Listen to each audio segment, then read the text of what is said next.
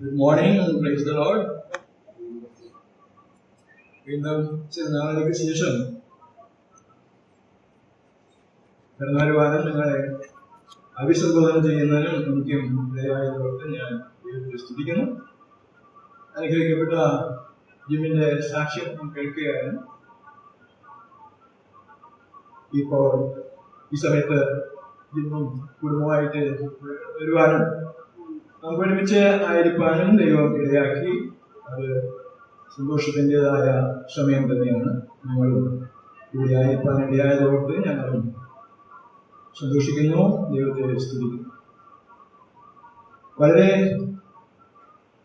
Gym പറഞ്ഞതുപോലെ ഞങ്ങൾക്കും 24-25 വർഷങ്ങളിലൊക്കെ വലിയ അനുഭവങ്ങളാണ് ഞങ്ങളെ കുടുംബമായിട്ട് ഞങ്ങൾ അനുഭവിച്ചുകൊണ്ടിരിക്കുന്നത്. എല്ലാം ദൈവം തൻ്റെതായ തക്ക സമയത്ത് എല്ലാം കൃത്യമായി ചെയ്യുന്നവനാകിയാൽ നിങ്ങൾ വ്യത്യസ്തം. നിങ്ങൾ ചിലരെങ്കിലും അറിഞ്ഞു കാണും, കഴിഞ്ഞ പ്രാവശ്യം 24 ജൂലൈയിലാണ് ഞങ്ങൾ ഇവിടെ നിന്ന് പോയത്. അവിടെ ചെന്നതിന് താമസിക്കാതെ ഞങ്ങളുടെ അമേരിക്കയിലുള്ള നമ്മുടെ മൂത്ത ബ്രദറിൻ്റെ വൈഫ്, ഞങ്ങൾ വളരെ സ്നേഹിക്കുന്ന സഹോദരിയായിരുന്നു ആൻറ്റി, കുറച്ചു നാൾ സുഖമായി കിടക്കുകയും സന്നിധിയിൽ മാറ്റപ്പെടുകയും ചെയ്തു. അത് ഞങ്ങളെ വളരെ ബാധിച്ച, വളരെ തളർത്തിയ ഒരു ചിന്തയായിരുന്നു. തീർച്ചയായും അവിടെ ഒരാളെ സിദ്ധാനിച്ചാണ് കുറച്ച് ദിവസമൊക്കെ ഞങ്ങൾ അവിടെ ഉണ്ടായിരുന്നു. തിരിച്ചു വന്നു. ഇവിടെ വന്ന നിങ്ങൾ അറിഞ്ഞതുപോലെ ഞങ്ങളുടെ ജ്യേഷ്ഠൻ്റെ വേർപാട് അങ്ങനെയൊന്നും അറിഞ്ഞിട്ടല്ല ഞങ്ങൾ വന്നതെങ്കിലും ഇതൊക്കെ സമയത്ത് ഞങ്ങൾക്ക് ഇവിടെ കടന്നു വരുവാനൊക്കെ ഇടയായി. കാര്യങ്ങളൊക്കെ നിങ്ങൾ അറിയുന്നല്ലോ. ദൈവത്തിൻ്റെ സമയത്ത് കാര്യങ്ങളെ നിയന്ത്രിക്കുന്നു എന്നുള്ളത് നമുക്ക് വളരെ ആശ്വാസമുണ്ട്. നാം ധൃതി കൂട്ടുമ്പോൾ നാം പലപ്പോഴും പല കാര്യങ്ങൾക്കും അല്പം ധൃതിയുള്ളവരാണ്. അല്ലെങ്കിൽ എന്തുകൊണ്ട് ദൈവം നമ്മെ ആ നിലയിൽ കരുതുന്നില്ല എന്നൊക്കെ നമുക്ക് പോയിപ്പോകാം. എന്നാൽ അങ്ങനെയല്ല. ദൈവത്തിൻ്റെ സമയത്ത് ആ കാര്യങ്ങൾ ചെയ്യുമ്പോൾ വളരെ ഭംഗിയായ കാര്യങ്ങൾ ചെയ്യും. ഐ തിങ്ക് നിങ്ങൾ 1 ശമൂവേൽ പുസ്തകം പഠിക്കുകയാണെങ്കിൽ 1 ശമൂവേൽ പുസ്തകത്തിന്റെ ആദ്യ അധ്യായങ്ങളിൽ നാം കാണുന്ന ഹന്ന, എൽക്കാനയുടെ 2 ഭാര്യമാരിൽ ഒരാളാണ്. വളരെ ദുഃഖം അനുഭവിച്ചിരുന്ന അവസ്ഥ. തന്റെ പ്രതിയോഗിയായ പെണ്ണിന് അവരെ വല്ലാതെ അലട്ടിക്കൊണ്ടിരുന്നു. അവർ കുഞ്ഞുങ്ങളില്ലായിരുന്നു. ആ ഒരു കാരണത്താൽ തന്നെ വലിയ പരിഹാസം അവളെ അനുഭവിച്ചിരുന്നു. വളരെയധികം ദൈവസന്നിധിയിൽ കരയുന്നതിനും പ്രാർത്ഥിക്കുന്നതിനും ഒക്കെ അതൊക്കെ നമുക്കറിയാവുന്ന, നിങ്ങൾ വായിക്കുകയും പഠിക്കുകയും ചെയ്യും. പക്ഷെ ഞാൻ അവിടെ കാണുന്ന ഒരു വിഷയം നിങ്ങളൊന്ന് ചിന്തിച്ചു നോക്കുക.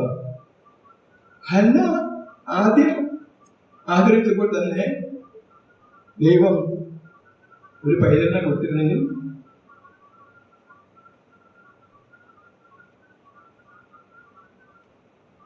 അത് വെറും ഒരു ഹന്നയ്ക്ക് ഒരു മകനായിട്ടുള്ളൂ. എന്നാൽ ദൈവത്തിന്റെ സമയത്ത് ദൈവം കരുതിയിരുന്നത് അങ്ങനെ ഒരു മകനെ ഹന്നയ്ക്ക് കൊടുക്കാറില്ല. ഹന്നയ്ക്ക് ദൈവം കരുപ്പിച്ചിരുന്നത് വലിയ അനുഗ്രഹമാണ്. തന്റെ ജനത്തെ പരിപാലിക്കുവാനും അവർക്ക് ഒരു ന്യായപാലകനായിട്ട് യോഹനുള്ള ശമൂവേലിനെ ഹന്നയിൽ കൂടെ നൽകുവാൻ ദൈവം സാധിച്ചു. നാം ചിന്തിക്കുന്ന പോലെയല്ല. നാം ചിലപ്പോൾ വിചാരിക്കുമോ ഒന്നുമില്ല. എന്നാൽ ദൈവത്തിന്റെ സമയത്ത് ആ കാര്യങ്ങളെ ദൈവം ക്രമീകരിക്കുന്നു. ദൈവത്തിന്റെ ചില കാര്യങ്ങളോട് ക്രമീകരിക്കേണ്ടതായിട്ടുണ്ടായിരുന്നു. നമുക്കറിയാം, ഏലിയയുടെ ഭവനത്തിൽ നിന്ന് ആ കാര്യങ്ങളൊക്കെ മാറ്റി ഒക്കെ വേണമായിരുന്നു ശമൂവേലിനെ അങ്ങോട്ട് കൊണ്ടുപോകാൻ. അപ്പോൾ ദൈവം നമുക്ക് വേണ്ടി പ്രവർത്തിക്കുമ്പോൾ നാം നനയ്ക്കാത്ത രീതിയിൽ അനുഗ്രഹങ്ങളുടെ കൂമ്പാരമാണ് നാം അവിടെ കാണുന്നത്. എന്നാൽ പലപ്പോഴും നമുക്ക് ഞാൻ എന്തുമാത്രം പ്രാർത്ഥിക്കുന്നു, ഞാൻ എന്തുമാത്രം കരയുന്നു, നാം ആ അങ്ങയുടെ പാഠങ്ങൾ വായിക്കുമ്പോൾ നമുക്ക് മനസ്സിലാവും എത്രമാത്രം ദൈവസന്നിധിയിൽ അറിയുന്ന സഹോദരിയാണ് നമ്മുടെ കാണുന്നത്. എന്നാൽ ദൈവത്തിന്റെ സമയത്ത് അത് ക്രമീകരിച്ചപ്പോൾ എന്തുമാത്രം സന്തോഷമാണ് അന്നയ്ക്കുണ്ടായത്. അതാണ് നാം മനസ്സിലാക്കേണ്ടത്. നാം പലപ്പോഴും പല കാര്യങ്ങളെയും ധൃതി കൂട്ടുന്നവരാണ്. ഞാൻ ഈയിടെ വായിച്ച മറ്റൊരു പുസ്തകം ബില്ലി ഗ്രഹാമിന്റെ ഭാര്യ റൂത്ത് ഗ്രഹാമിന്റെ ഒരു ഓർമ്മക്കുറിപ്പ്. അവിടെ പ്രിയപ്പെട്ടവർ എഴുതുന്നത് ഇങ്ങനെയാണ്: ഒരിക്കൽ ടൗണിൽ നിന്ന് വീട്ടിലോട്ട് പോകും. തൻ്റെ ഒരു മകനും കൂടെയുണ്ട്. ഏത് മകനാണെന്ന് അത് എഴുതിയിട്ടില്ല. ഡ്രൈവ് ചെയ്ത് പോകുമ്പോൾ കുറച്ചു ദൂരം പോകുമ്പോൾ ഈ പുറകിലെ സീറ്റിൽ മകൻ പറയുന്നു, മമ്മി വേഗം പോകും, വേഗം പോകും, ധൃതിയായിട്ട് പോകണം, എന്തിനെങ്കിലും സ്ലോ ആയിട്ട് പോകണം. അന്നേരം മമ്മി പറഞ്ഞു, മോനെ അങ്ങനെയല്ലല്ലോ, ഇവിടെ 35 MPH കാണുന്നില്ലെങ്കിൽ. ഓ, അവരത് കാണാനുള്ള പ്രാപ്തിയായിട്ടില്ല, പ്രായമായിട്ടില്ല. അല്പം കൂടെ പോയി കഴിഞ്ഞപ്പോ അവ പറഞ്ഞു, എന്തിനാ ഇങ്ങനെ ആ ഫ്രണ്ടിങ്ങനെ പുറകെ ഇങ്ങനെ പോണേ, കട്ട് ചെയ്ത് ഓട്ടേക്ക് എന്ന് പറഞ്ഞു. അന്നേരം റൂത്ത് പറഞ്ഞു, അങ്ങനെ അങ്ങനെ പോകാൻ പാടില്ല, അവിടെ ഡബിൾ ലൈൻ ഉണ്ടല്ലോ, ഡബിൾ ചെയ്യല്ലോ, അത് അമേരിക്കയിൽ എങ്ങനെയാണ് പാസ് ചെയ്യാൻ പറയുന്നത്, അത് നീ കാണുന്നില്ല. അവനെ ചെയ്യാൻ പറ്റില്ല. അങ്ങനെ മറ്റൊരു അവസരത്തിലും അവൻ ഇങ്ങനെ ധൃതി വെച്ചു. അന്ന് അവൻ സ്കൂൾ ബസ്സിന്റെ പുറകിലായിരുന്നു റൂത്ത് വണ്ടി നിർത്തിയിരുന്നത്. അവനെ സ്കൂൾ ബസ് മുമ്പിൽ നിൽക്കുന്നതിനെ കാണുന്നുണ്ട്. എന്നാൽ ഇങ്ങനെയുള്ള കാര്യങ്ങളെ വിവേചിക്കാനും മനസ്സിലാക്കുവാനും ആ മകനെ അന്ന് കഴിയുന്നില്ല. അവൻ ബാക്ക് സീറ്റിൽ ഇരുന്നുകൊണ്ട് ധൃതി വെക്കുകയായിരുന്നു. റൂത്ത് അതിനെ പറ്റി പറയുകയാണ്, അവനത് അറിയില്ല, അവിടെ അതിനുള്ള പ്രായമായിട്ടുണ്ട്. അവനാണ് ഇന്ന്, ആ മകനാണ് ഇന്ന് ഫ്രാങ്ക്ലിൻ ഗ്രഹാം എന്നറിയപ്പെടുന്ന ബില്ലി ഗ്രഹാമിന്റെ ഫൗണ്ടേഷന്റെ ചുക്കാൻ പിടിക്കുന്ന വ്യക്തികൾ. ഞാൻ പറഞ്ഞു വന്നത്, നാം പലപ്പോഴും ധൃതി വെക്കുന്നവരാണ്. നമ്മുടെ ആവശ്യങ്ങളെ അറിയിക്കാനും നോക്കുവാനും നാം ധൃതി വെക്കുന്നവരാണ്. എന്നാൽ ദൈവം അത് ചെയ്യണം.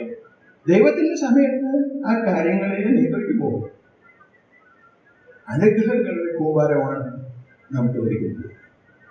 വീണ്ടും ശമൂവേലിന്റെ പുസ്തകത്തിൽ നമുക്ക് വരാം. ശമൂവേലിന്റെ ജീവിതം അവിടെ നാം വായിക്കുമ്പോൾ ശമൂവേലിന്റെ പുസ്തകം 18-ാം അധ്യായത്തിലെ ദാവീദിനെ കുറിച്ച് നാം വായിക്കുന്നു. നമുക്കെല്ലാം പരിചയമുള്ള ഭാഗങ്ങളാണ്.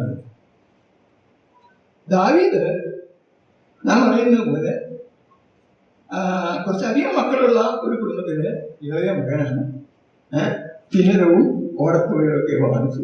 അങ്ങനെ പാട്ട് വായിക്കുക നടക്കുകയായിരുന്നു. ആ സമയത്താണ് പെട്ടെന്ന് ദാവീദിന്റെ ജീവിതത്തിൽ ഒരു മാറ്റം ഉണ്ടായി. നമുക്കറിയാം, അവരുടെ ജ്യേഷ്ഠന്മാരെ കാണാനായിട്ട് പട്ടാളത്തിൽ ഉള്ള ചേട്ടന്മാരെ കാണാനായിട്ട് പോകുന്നു. അവിടെ വെച്ച് ഉണ്ടായ സംഭവങ്ങളൊക്കെ നമുക്കറിയാം. എന്നാൽ ഒറ്റ ദിവസത്തിൽ ബാലനായ ദാവീദ് ആ രാജ്യത്തിന്റെ ഹീറോ ആയി മാറി. വലിയ വീരപരിവേഷം ദാവീദിന് ലഭിച്ചു.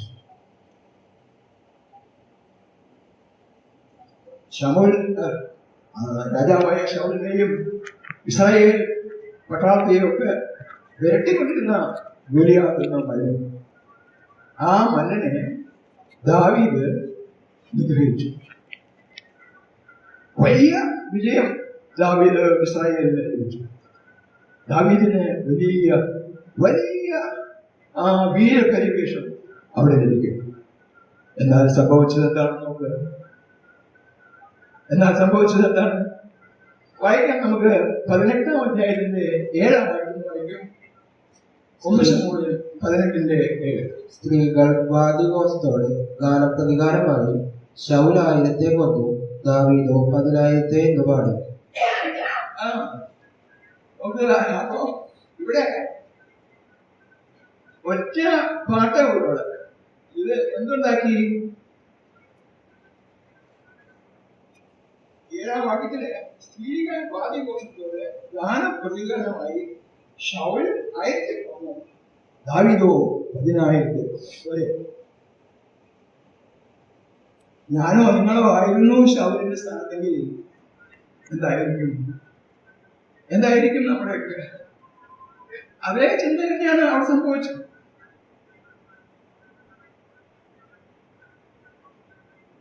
ശൗൽ 1000 കൊന്നു, ദാവീദോ 10,000. നാം ഇപ്പൊ നാം ചിന്തിക്കുകയാണെങ്കിൽ ശൗലിന്റെ ആ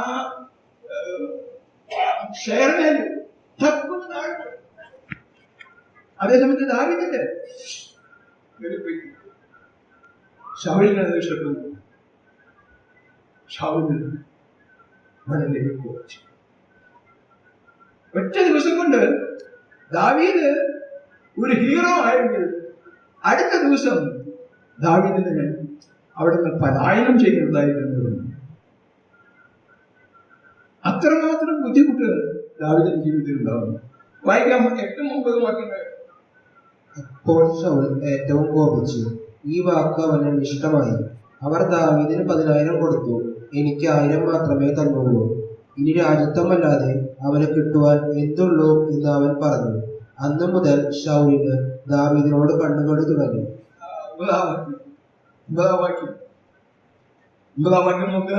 അന്ന് മുതൽ ശൗലിന് ദാവീദിനോട് കണ്ണുകടി തുടങ്ങി. ഇംഗ്ലീഷിൽ നാം വായിക്കുന്നത് ഫ്രം ഷൗൽ. ദാവീദ് അവനെ ചുരുക്കി പറഞ്ഞാൽ നോട്ടമിട്ടു എന്ന് പറയുന്നതാണ്. എന്തുമാത്രം ബുദ്ധിമുട്ടിൽ കൂടിയാണ് പിന്നീടുള്ള നാളുകൾ ദാവീദിന് അവിടെ ജീവിക്കുന്നത്.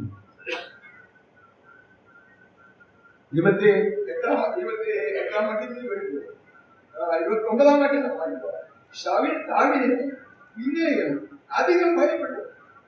അവൻ ദാവീദിന്റെ നിത്യ ശത്രുവായിട്ട് ഒരു എവർലാസ്റ്റിംഗ് എനിമി. എന്തിന്? എന്താ ദാവീദ് ചെയ്തത്? അത് വെച്ച് നോക്കുക. ഇസ്രായേൽ ശൗലിനെയും അവന്റെ രാജസേനയും ഇസ്രായേൽ ജനതയെയും രക്ഷിച്ചു. അല്ലാതെ ഒരു കുഴപ്പമൊന്നും ദാവീദ് ചെയ്തില്ല. ഇപ്പോൾ ദാവീദ് ശൗലിന് നിത്യശത്രുവായി മാറിയിരിക്കുന്നു. ഈ കഥയൊക്കെ നാം വളരെ കേട്ടിട്ടുള്ളതും അറിഞ്ഞിട്ടുള്ളതും പഠിച്ചിട്ടുള്ളതും. എന്നാൽ ഇതൊന്നും ആയിരുന്നില്ല ദാവീദിന്റെ ജീവിതത്തില് കുറുക്കയുടെ സമയങ്ങളും ക്രിസ്തുതയുടെ നാളുകൾ. ദാവീദ് പിന്നെ ഒരേ ഓട്ടമാണ്. ദാവീദിന് പിന്നെ അവിടെ നിൽക്കാൻ പറ്റില്ല. നിത്യശത്രുവായി തീർന്ന ഒരു ശൗൽ രാജാവാണ്. ദാവീദൊന്നുമല്ല. അപ്പോൾ ദാവീദിനെ ഓടി രക്ഷപ്പെടാനല്ലാതെ മറ്റു വഴിയില്ല. വേറൊരു കാര്യം നിങ്ങൾ ആലോചിച്ച് നോക്കുക. അവന്റെ മാനസികമായ അവസ്ഥ. ഈ ശൗലിന്റെ കൊട്ടാരത്തിന് ശൗലിന്റെ നേരെ താഴെയുള്ള രണ്ടാമനായിരിക്കുന്ന ഈ ദാവീദിന്റെ തീർന്നില്ല. ശൗലിന്റെ മകൾ മീഖൾ ദാവീദിന്റെ. ഈ പരിസ്ഥിതികളൊക്കെ വെച്ചുകൊണ്ട് തന്നെ ദാവീദിനെ ഇവിടെ കയറാനോ നിൽക്കാനോ പറ്റുന്നില്ല. വർഷങ്ങളോളം ഓടി നടക്കുന്ന ഒരു ദാവീദിനെയാണ്. ചുരുങ്ങിയ വർഷങ്ങളല്ല. നാം ചരിത്രം പഠിച്ചാല് ഏകദേശം 8-9 വർഷങ്ങളാണ് ദാവീദ് കാട്ടിലും ഗുഹയിലും അലഞ്ഞ് ഒരു രക്ഷയുമില്ല. ദാവീദ് ശൗല് അവന്റെ എല്ലാ സന്താനങ്ങളോടും കൂടെ ദാവീദിനെ പിടിക്കാൻ പോയിക്കൊണ്ടിരിക്കുക. ആ കഥകൾ നമുക്കറിയാം. നമുക്കതെല്ലാം വളരെ വ്യക്തമായി പഠിച്ചിട്ടുള്ളതാണ്. എന്നാൽ വളരെ കൃത്യമായി തന്നെ ദാവീദിനോട് കൂടെ ദൈവം ഉണ്ടായിരുന്നു. ഇത് ശൗലും മനസ്സിലായി. ശൗല് ഈ പാടെല്ലാം പെട്ടിട്ട് ദാവീദിന് ഒന്നും ചെയ്യാൻ പറ്റുന്നില്ല. വർഷങ്ങളോളം ദാവീദ് ഉയരം കൊണ്ട് ഓടുന്ന പോലെ ഓടിക്കൊണ്ടിരുന്നു. ഒടുവിൽ ശൗൽ എന്താ നിശ്ചയിച്ചെന്ന് അറിയാമോ? ഇനി ഇവിടെ നിന്നിട്ട് കാര്യമില്ല എന്ന് പറഞ്ഞിട്ട് അവൻ ഫിലിസ്ത്യ ദേശത്തേക്ക് പോവുകയാണ്. നാം അവസാന ഭാഗത്തേക്ക് വരുമ്പോൾ 30-ാം അധ്യായത്തിലേക്ക് വരുമ്പോഴാണ് തോന്നുന്നു. 30-ാം അധ്യായത്തിലേക്ക് അവിടെ വന്ന് ദാവീദ് ഒരിക്കൽ ഫിലിസ്ത്യ ഗത്ത് രാജ്യത്തിലുള്ള ആഖീഷിന്റെ അടുത്ത് പോവാം. അവിടെ ചെന്ന് അഭയം പ്രാപിച്ചു. ശൗലിന്റെ രാജ്യാധിപത്യം വിട്ടിട്ട് ഇനി എനിക്ക് ഇവിടെ നിൽക്കാൻ പറ്റില്ല എന്ന് പറഞ്ഞു. അത്രമാത്രം അങ്ങോട്ട് പോയി അവിടെ താമസിച്ചു. അവിടെ ദാവീദിന് പരിരക്ഷയുണ്ടായിരുന്നു ഇല്ല. അവിടെ സംഭവിച്ചെന്താണെന്ന് നമുക്കറിയാം. ഗത്ത് രാജാവായ അഖീഷ് അവന് കുഴപ്പമുണ്ടായിരുന്നില്ല ദാവീദിനെ കൊണ്ടു നടക്കാമെന്ന് വിചാരിച്ചു. എന്നാൽ അവന്റെ പ്രഭുക്കന്മാർ സമ്മതിച്ചു, ഇവിടെ നീ ഒരു കാര്യം ചെയ്യ, സിക്ലാഗില് താമസിച്ചോ എന്ന് പറഞ്ഞിട്ട് അഖീഷ് ദാവീദ് സിക്ലാഗില് താമസിച്ചോളാൻ പറഞ്ഞിട്ട് സിക്ലാഗിൽ വിളിച്ചു. അവിടെ പോയി താമസിച്ചു. അപ്പൊ ഏകദേശം ദാവീദും അവന്റെ ആളുകളും അവിടെ നമ്മൾ നോക്കുമ്പോൾ ഈ ദാവീദ് അവനോട് കൂടെ ഏകദേശം 100 പേരോടുണ്ടായി. അവരെല്ലാരും കൂടെ ഈ സിക്ലാഗിൽ താമസിച്ചു. സിക്ലാഗ് ഈ ആഖീഷിന്റെ അധീനതയുള്ള ഒരു പ്രദേശം, പ്രദേശം. അവിടെ എങ്ങനെ താമസിച്ചു. ഒരു ദിവസം ദാവീദ് അവരുടെ കൂടെയുള്ളവരുമായിട്ട് ഒരു മിലിറ്ററി ഓപ്പറേഷൻ പോയി. 30-ാം അധ്യായത്തിൽ നാം വായിക്കുന്നതാണ്. 1 ശമൂവേൽ 30-ാം അധ്യായം. നിങ്ങൾ ഈ പഠിച്ചു വരുമ്പോൾ അവിടേക്ക് വരും. അപ്പോ അവിടെ ചെന്നപ്പോ ദാവീദിന്റെ ആളുകൾ 3-ാം ദിവസം സിക്ലാഗിലെത്തിയപ്പോൾ തിരിച്ചു വന്നപ്പോൾ അമാലേക്ക് സിക്ലാഗ് ആക്രമിച്ചു. സിക്ലാഗിനെ ജയിച്ച് അതിനെ തീവിച്ചു. ദാവീദും അവന്റെ ആളുകളും കൂടെ ഒരു മിലിറ്ററി ഓപ്പറേഷന് വേണ്ടിയിട്ട് പോയിരിക്കുന്ന സമയത്ത് അമാലേക്കർ വന്നിട്ട് ഈ ദാവീദിന്റെ കൂടെ വന്നവരെയും അവരുടെ കുടുംബങ്ങളെയും അവർക്കുള്ളതിനെയും ആക്രമിച്ച് പോകും. ആലോചിച്ച് നോക്കുക. ശൗലിനെ പേടിച്ച് ശൗലിന്റെ അതിർത്തി കടന്നു പോയി ദാവീദ്. അവിടെ ചെന്നപ്പോൾ ആ ഫിലിസ്ത്യ പ്രഭുക്കന്മാരൊക്കെ സമ്മതിച്ചില്ല. എങ്കിൽ അവിടെ ഒരുവിധം ഏകദേശം 16 മാസവും അവിടെ താമസിക്കുന്നതായിരുന്നു. അങ്ങനെ ഇരിക്കുമ്പോഴാണ് ഒരു ദിവസം ഇത് സംഭവിച്ചത്. തിരിച്ചു വന്നപ്പോൾ ദാവീദിനോട് കൂടെയുള്ളവരുടെയും ഇൻക്ലൂഡിങ് ദാവീദിന്റെ ഫാമിലി ഇല്ല, മൊത്തം ഒരു പിടികൊണ്ടുപോയി. ദാവീദും അവന്റെ ആളുകളും പട്ടണത്തിലേക്ക് വന്നപ്പോൾ 30-ാം അധ്യായത്തിന്റെ 3-ാം വാക്യമാണ് ഞാൻ വായിക്കുന്നത്. ദാവീദും അവന്റെ ആളുകളും പട്ടണത്തിലേക്ക് വന്നപ്പോൾ അത് തീ വെച്ചിട്ടിരിക്കുന്നു. ഭാര്യമാരെയും പുത്രികളുമാരെയും അതിമകളായി കൊണ്ടുപോയി ദാവീദും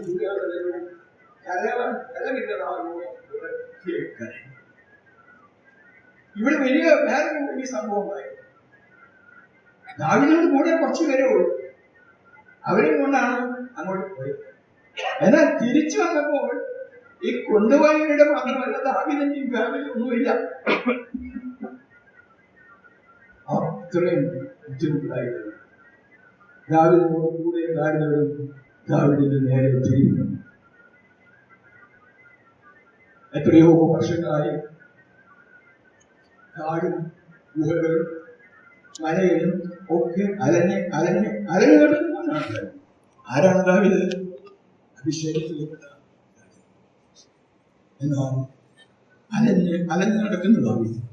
4-ാം വാക്യത്തിൽ വായിക്കുമ്പോൾ 6-ാം വാക്യത്തിൽ വായിക്കുമ്പോൾ അവിടെ നാം നോക്കുക, ദാവീദ് വലിയ കഷ്ടത്തിലായി. 30-ാം അധ്യായത്തിന്റെ 6-ാം ജനത്തിന് ഓരോരുത്തരുടെ ഹൃദയം താന്താന്റെ പുത്രന്മാരെയും പുത്രിമാരെയും കുറിച്ച് വ്യസനിച്ചിരിക്കുന്നു. അവനെ കല്ലെറിയണം അറിയാൻ ദാവീദ്. അവനെ കലക്കണമെന്ന് ജനം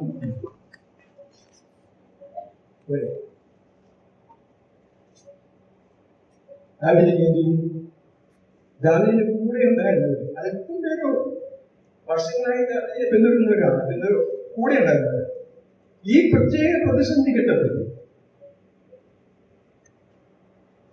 അവരും കൈവിട്ടു. ജനം ദാവീദോ എന്നത് ദാവീദോ തന്റെ ദൈവമായ യഹോവയിൽ ജയപ്പെട്ടു. മറ്റു യാതൊരു വഴിയില്ല. ഇനി അതേ ഉള്ളൂ. 42-ാം സങ്കീർത്തനത്തിന്റെ 5-ാം വാക്യത്തിൽ നാം വായിക്കുന്നത്. നമുക്ക് ആ വാക്യം വായിക്കാം.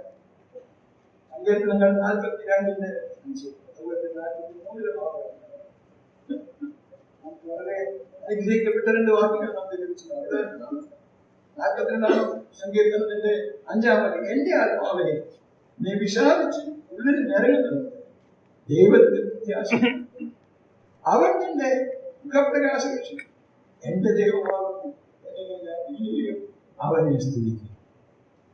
ഇത്രയും പ്രതിസന്ധികളുടെ ഘട്ടത്തിൽ ദാവീദിന് പറയാനുള്ള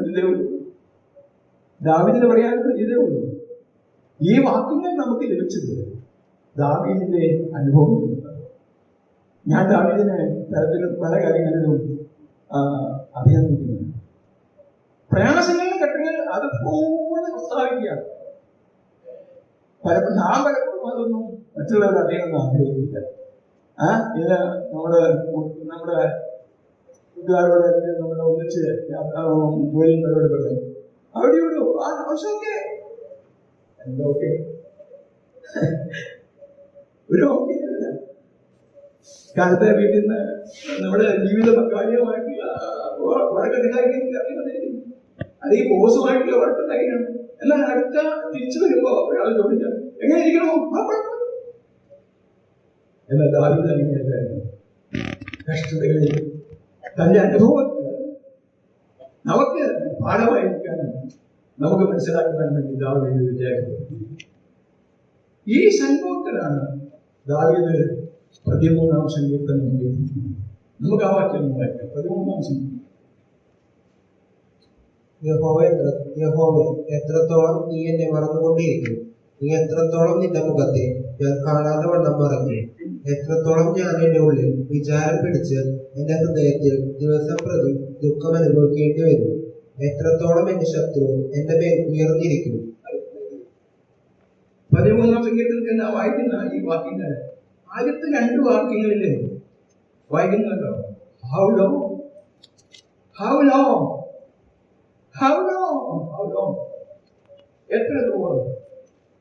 എത്രത്തോളം ദൈവമേ നീ എന്നെ മറന്നു? ദാവീദിന്റെ കരച്ചിലാണ് നമ്മൾ കാണുന്നത്. ദാവീദ് ദൈവസന്നിധിയിൽ അറിയുന്നു. ഞാൻ പറഞ്ഞല്ലോ, ഒടുവിൽ ദാവീദിനെ കലറിയണമെന്നുള്ള ആ പൊസിഷനിൽ എത്തിയപ്പോ അന്നേരം ദാവീദ് എഴുതിയ ഒരു സങ്കീർത്തനമാണ്. മറ്റൊരു പ്രതീക്ഷയുമാണ്. അവിടെ ഇനി എനിക്ക് ഒട്ടും പോകാൻ പറ്റുന്നില്ല ദൈവമേ, നീ ഇപ്പോൾ ഇറങ്ങുന്നു. എന്റെയും നിങ്ങളുടെയും ജീവിതത്തിൽ ഇങ്ങനെയുള്ള അനുഭവമില്ല.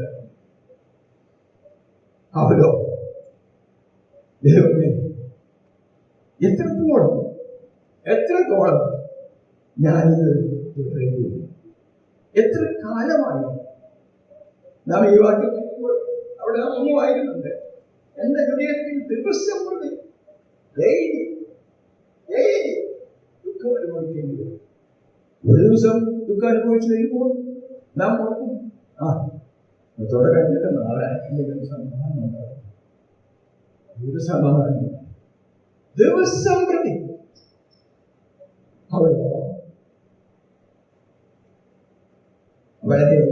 വളരെ ദയനീയമായ രീതിയിൽ ദാവീദ് ദൈവത്തോട് എഴുതുന്നു. എന്നാൽ ദാവീദ് ഒരിക്കലും പിന്മാറിയില്ല.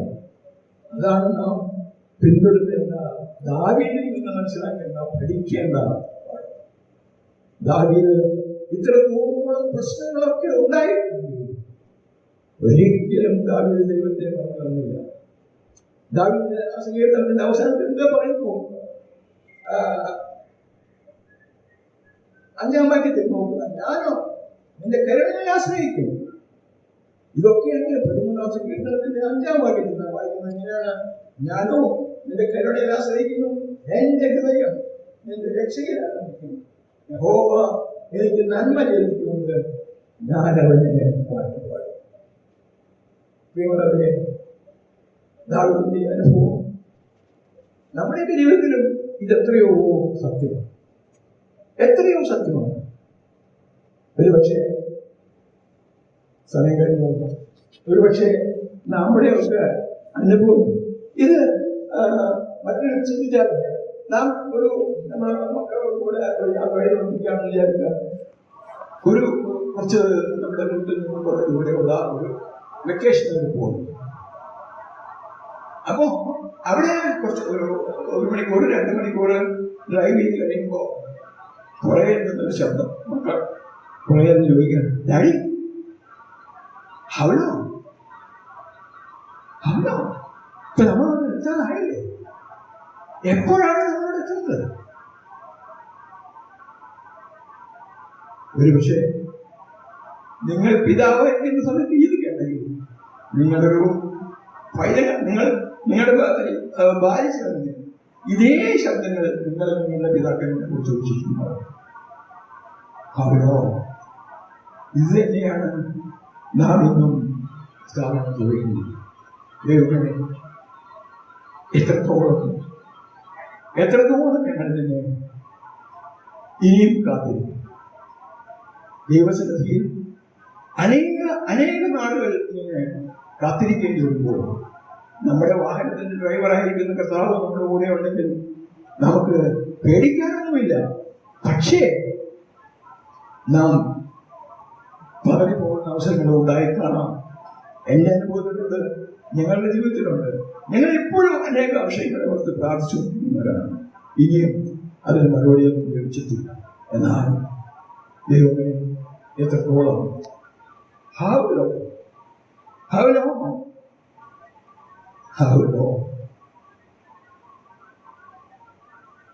എത്ര നാള് ഈ ദുരിതവും പേറിക്കൊണ്ട് നാം ഇങ്ങനെ ജീവിക്കേണ്ടി വരും.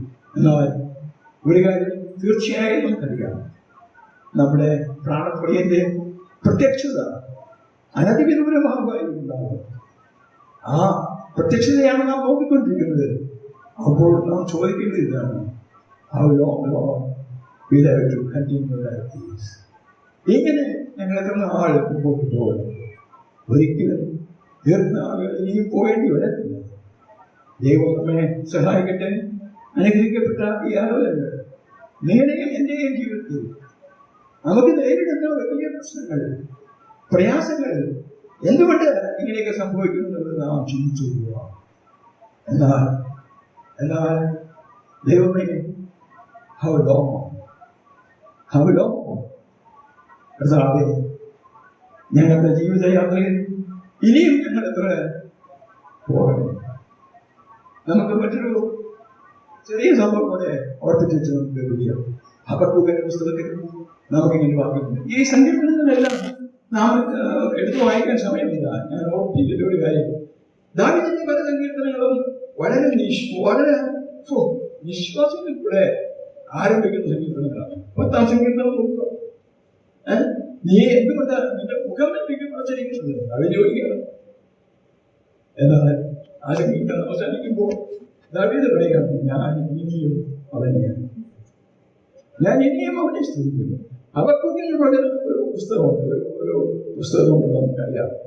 ഹബക്കൂക്ക് എന്ന പ്രവാചകൻ തന്റെ ജീവിതത്തിൽ നേരിട്ട പ്രയാസങ്ങൾ ദൈവത്തോട് ചോദിച്ചത്, എന്തുകൊണ്ടാണ് ദൈവമേ നീ അത് കൈവരിക്കുന്നത്? നമുക്ക് പരിചയമുള്ള ഭാഗങ്ങളാണല്ലോ, എടുത്ത് വായിക്കാൻ സമയമില്ല. അപ്പൊ ഹബക്കൂക്ക് ചോദിക്കുന്നത്, ദൈവമേ നീ എന്തുകൊണ്ട് ഇത് കൈവരിക്കുന്നു?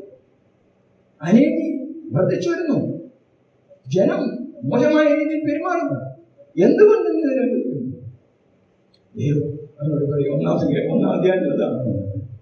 എന്നാൽ ഹബക്കൂക്കിനോട് ദൈവം പറയും, ശാന്തമായിരിക്കെ, ഞാൻ ചെയ്യാൻ പോകുന്നത് പറയാൻ എനിക്ക് മനസ്സിലാകത്തില്ല, അതുകൊണ്ട് നീ വെയിറ്റ്, രണ്ടാം അധ്യായത്തിലേക്ക് വരുമ്പോൾ പുസ്തകത്തിൽ കാവലിരുന്നുകൊണ്ട് ഹബക്കൂക്ക് നോക്കുകയാണ് എന്താണ് ദൈവം ചെയ്യാൻ പോകുന്നത്.